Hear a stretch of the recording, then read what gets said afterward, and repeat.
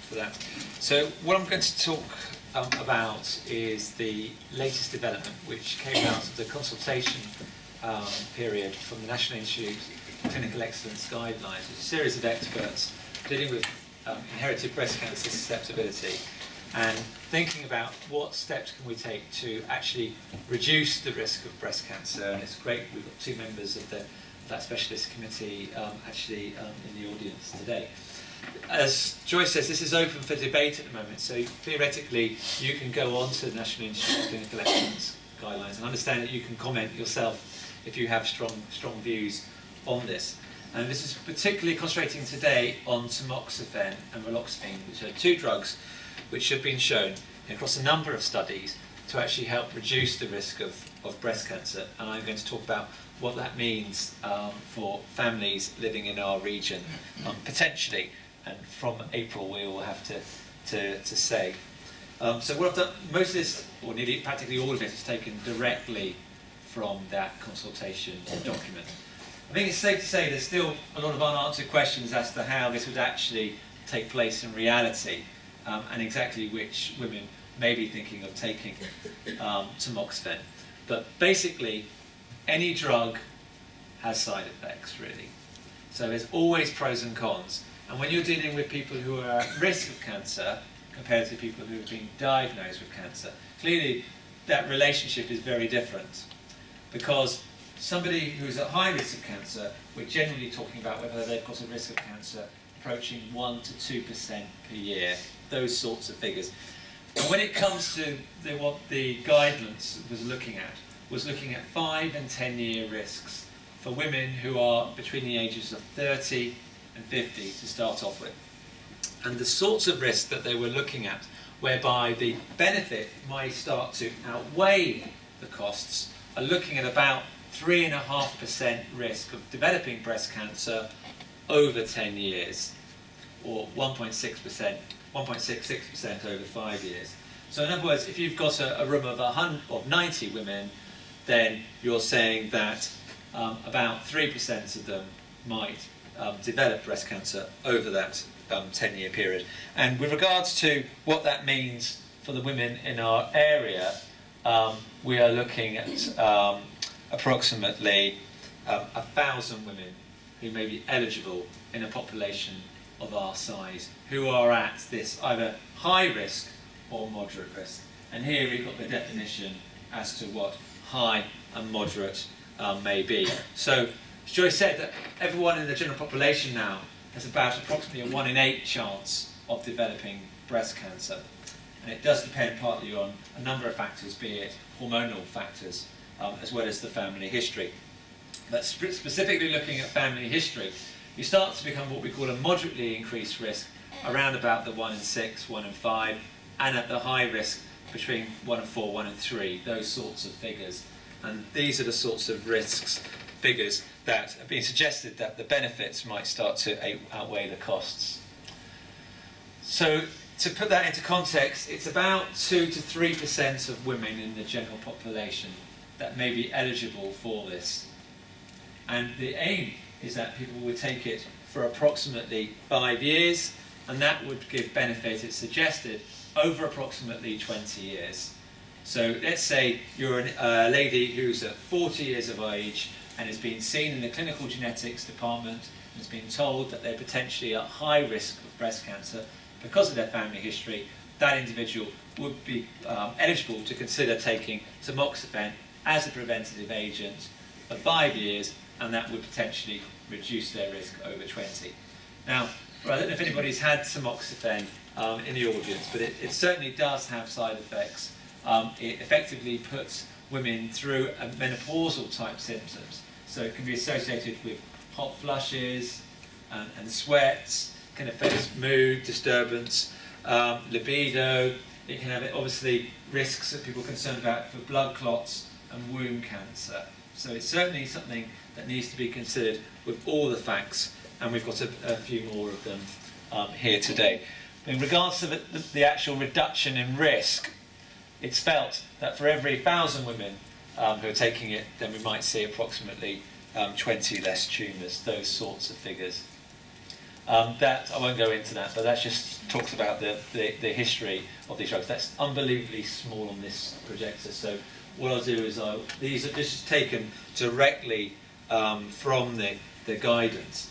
But what it's saying is that tamoxifen should be, if it's going to be prescribed, patients should have written information and access to written information and a chance to see a specialist.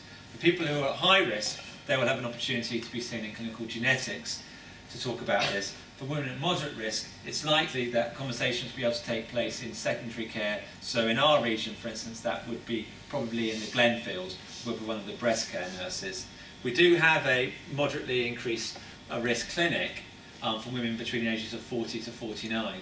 But for women that are outside of that age range, it's not entirely clear yet exactly where that conversation will take place. It's not felt appropriate that that takes place in a primary care with your general practitioner. A general practitioner may be the person that does the prescription, but is not the person that will be able to say, yes, that person should be taking the drug or not, based on their family history. Now, there was a question from the audience about BRCA1 in particular. Now, what's specific about BRCA1 is that a very high proportion of the tumours in individuals who have inherited an alteration in that gene tend to be hormonal negative. It's felt that the tumours that are prevented by tamoxifen, which blocks the estrogen pathway, as does raloxifene, which is used for women after the menopause. We know about the BRCA1 tumours that 80% are hormonal negative. And so it's felt likely that although BRCA1 carriers are at a much higher risk of cancer overall, only a proportion of their risk is actually related to those hormonal tumours. So although that's still a reasonable proportion, I think overall for BRCA1 carriers, that cost-benefit analysis is going to be a lot more difficult to define. So I think the take-home message is preventative surgery is the best way at reducing risk, particularly for BRCA1 gene carriers. And certainly for BRCA2 carriers, and for people with a strong family history without a gene change, tamoxifen may be helpful. But the take-home message is it reduces the risk of cancer by about 1/3. So in the general population, and probably BRCA2, you're looking at 1/3 reduction. So, for instance, for somebody who has a 70 or 80% chance of developing breast cancer, we might be able to take out 1/3 of that risk. So maybe 25% less risk. So if we've got 100 women at risk of breast cancer, 80 of which maybe go on to develop breast cancer, we may be able to actually reduce that by 25 of those women would not, potentially, through preventative agents such as tamoxifen. So that still leaves a significant amount. So it is not, I'm afraid, a holy grail reducing all risk down to nothing. But for instance, for women who don't feel that preventative surgery may be helpful for them, or not helpful for them at this time, then tamoxifen may actually be helpful.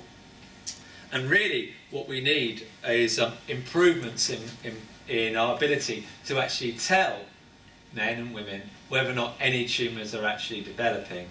And we'll be hearing a bit more about that, hopefully. So in terms of some actual evidence, there's evidence that tamoxifen, compared to placebo, which is no drug at all, gives a relative risk of 0.65. Now, relative risk is compared to people that don't take the drug, what's the proportion of people that go on to develop cancer? So 0.65 means a 35% less cancer. It doesn't mean if you've got 100 women at risk of cancer, 35 less will develop cancer. And that's a really important distinction between absolute risk and relative risk. Because remember, for people who have got a family history, not everyone goes on to develop a problem and goes on to develop cancer. So it's very important to be aware that relative risk is just a comparison to people that don't take the drug. So tamoxifen is good at reducing risk of cancer, but it doesn't reduce it completely. We've generated, we'll have all of this on our website, and we also will be very happy to send it to anybody that wants. We have the ability afterwards if you let us know, we can send you the information from the talks. So we're very happy to do that. And as I said, that's part of our commitment, according to NICE guidance, is that you should have the ability to look at this. So we've got studies here looking at blood clots, so that's thromboembolic events, womb cancer, and womb cancer is actually quite common in women who have been treated with tamoxifen, which is very good at reducing the risk of recurrences for breast cancer, but it does have a slightly increased risk of womb cancer. Cataracts and coronary artery disease.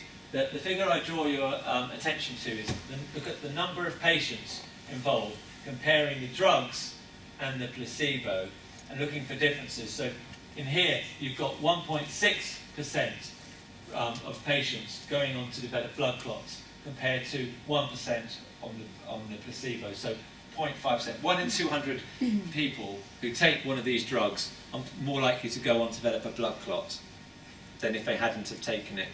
These are all the sorts of discussions that we would have with people in clinic. And the general advice would be, if somebody has had womb cancer, if somebody has had a blood clot, perhaps if there's a very strong history of blood clotting in the family, then we would be very cautious about prescribing tamoxifen as a preventative agent.